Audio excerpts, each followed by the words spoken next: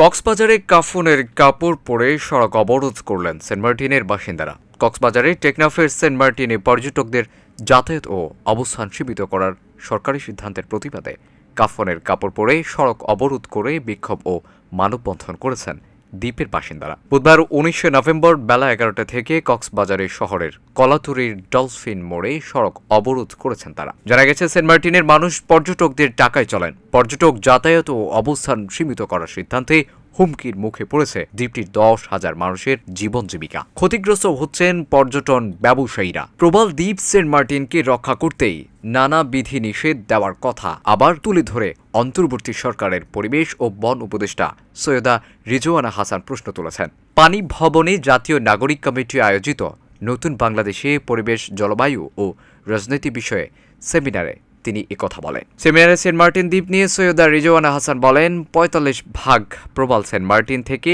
ক্ষয় হয়ে গেছে। প্রবাল আবার ফিরে আনা সম্ভব যদি আমরা সেখানকার কর্মকাণ্ড নিয়ন্ত্রণ করি। এর আগে গত ২২ অক্টোবর প্রধান উপদেষ্টার উপপ্রেস সচিব অপূর্ব জাহাঙ্গীর জানান, এখন থেকে পর্যটকরা কেবল ৩ মাসে দ্বীপটিতে যেতে পারবেন। এর মধ্যে নভেম্বর মাসে দ্বীপটিতে রাতে থাকা যাবে না। ডিসেম্বর ও জানুয়ারিতে থাকা গেলেও দিনে ২,০০০-এর বেশি যাওয়া যাবে না। এত বছর ফেব্রুয়ারিতে পর্যটকরা দ্বীপটিতে ভ্রমণ করলেও এখন থেকে এটি হবে না। এই মাসে দ্বীপকে পরিষ্কার পরিচ্ছন্ন করা হবে।